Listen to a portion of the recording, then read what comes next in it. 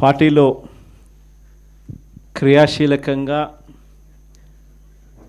ఈ కన్స్ట్రక్షన్ కార్యక్రమం అనేది చేస్తూ ఉన్నాం. ప్రతిపక్షంలో ఉన్నాం.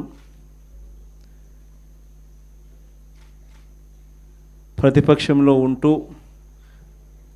ప్రభుత్వం పనిచేస్తూ ఉన్న విధానాన్ని ప్రశ్నిస్తూ ప్రభుత్వం ఇచ్చిన హామీలను ఆ ప్రభుత్వం ఎగరగొడతా ఉన్న నేపథ్యంలో ఆ ప్రభుత్వాన్ని గట్టిగా నిలదీస్తూ నిద్రపోతూ ఉన్న ఈ ప్రభుత్వాన్ని మేలుకొల్పే ప్రయత్నం గట్టిగా చేస్తూ ఉన్నాం. చేసే ఈ ప్రక్రియలో ఆర్గనైజేషన్ పరంగా ఇంకా మనం బలంగా ఎదగాలి. ఎదుగుదల అన్నది ఎందుకు అవసరము, ఎందుకంత ఇంపార్టెంటు అన్నది క్లుప్తంగా చెప్తాం. ఈరోజు మన పార్టీని చూసినప్పుడు చాలామంది ఎమ్మెల్యేలు కొత్త వాళ్ళే. మన పార్టీ వచ్చినప్పుడే 2011లో మన పార్టీ మనం స్థాపించిన పరిస్థితుల మధ్యలో గమనిస్తే, నేను అప్పట్లో కాంగ్రెస్ పార్టీ నుంచి బయటకు వచ్చిన. నేను బయటకు వచ్చినప్పుడు నాతో పాటు వెనకాల ఎవరు లేరు. నేను మా అమ్మ ఇద్దరం మాత్రమే బయటకు వచ్చినాం. అక్కడి నుంచి మొదలైంది ప్రస్థానం. నాతో పాటు కొంతమంది నాయకులు, నా మీద వ్యక్తిగతంగా అభిమానం ఉన్న నాయకులు కొంతమంది, మా కడప జిల్లాల నుంచి మరి ముఖ్యంగా కొంతమంది నాయకులు నాతో పాటు రావాలని అడుగులు ముందుకేశారు. నేనన్నా, నా పరిస్థితి ఏమిటో నాకే అర్థం కావడం లేదు. అందరూ అంటా ఉన్నారు కేంద్రంలో కాంగ్రెస్ పార్టీతో ఢీకొంటా ఉన్నావు, రాష్ట్రంలో ముఖ్యమంత్రితో ఢీకొంటా ఉన్నావు కాంగ్రెస్ పార్టీతో. ఇలాంటి పరిస్థితుల్లో నా పరిస్థితి అగమ్య గోచరంగా ఉన్నప్పుడు నేను మిమ్మల్ని నాతో పాటు రమ్మని చెప్పి నేను చెప్పలేను. దేవుడు ఆశీర్వదించి నేను ఎదిగినప్పుడు, నేను బాగున్నప్పుడు అప్పుడు రండి అని చెప్పి కొంతమందికి చెప్పిన. ఇట్లా రాష్ట్రం వైపు తిరిగి చూస్తే ఎవ్వరూ లేరు వెనకాల. కేవలం నేను, నాతో పాటు అమ్మ, మేము మాత్రమే ఉన్నాం. ఆ ప్రస్థానం అక్కడి నుంచి మొదలైంది. కానీ రాజకీయాలలో ఎప్పటికీ కూడా విలువలు, విశ్వసనీయత ఇవి మాత్రం ఎక్కడా ఎప్పుడూ తగ్గనేలా. ఎన్ని కష్టాలు వచ్చినా కూడా ఇటువైపు చూస్తే పొలిటికల్ ఒబ్లీవియన్ అంటారు, ఏ రోజు కూడా కాంప్రమైజ్ కాల. విలువలు, విశ్వసనీయత అన్న దానికి మాత్రం పెద్ద పీట వేశాం. విలువలు, విశ్వసనీయత అన్నది ఎట్లాంటి పరిస్థితిలో ఉన్నా కూడా ఏ రోజు కూడా అవి ప్రశ్నించే పరిస్థితిలో ఏ రోజు రాజకీయాలు ఎప్పుడు చేయలే. అక్కడి నుంచి సాగింది రాజకీయ ప్రయాణం.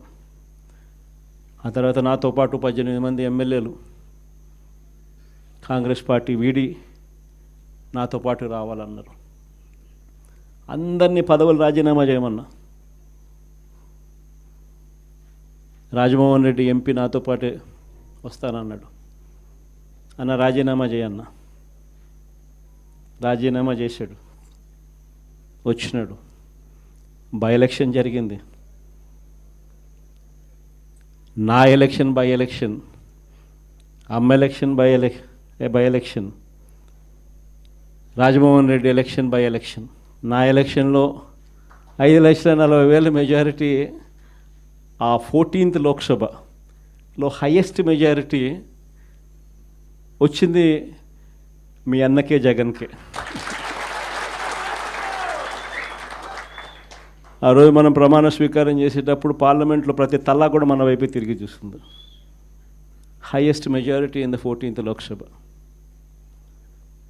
కానీ జీర్ణించుకోలేని పరిస్థితిలో మన మీద అంతే పగబట్టడం కూడా ఆ మెజారిటీని చూసి అనుకోండి, అది వేరే విషయం. ఆ తర్వాత అమ్మ, తర్వాత రాజమోహన్ రెడ్డి కాంగ్రెస్ పార్టీలో ఉన్నప్పుడు పోటీ చేసినప్పుడు వచ్చిన మెజారిటీ కన్నా అంతకన్నా 2 మెజారిటీతో ఆయన గెలిచినాడు. 2.5 లక్షల మెజారిటీతో ఆయన కూడా గెలిచడం జరిగింది. అందులో 18 మంది ఎమ్మెల్యేలు నాతో పాటు అడుగులు ముందుకు వేశారు. 18 మంది ఎమ్మెల్యేలు అప్పట్లో నాతో పాటు అడుగులు ముందుకేశారు. ప్రతి ఒక్కరికి చెప్పా, రాజీనామా చేస్తేనే బయటికి రండి అని చెప్పి. మొత్తం 18 మంది రాజీనామాలు చేసినారు.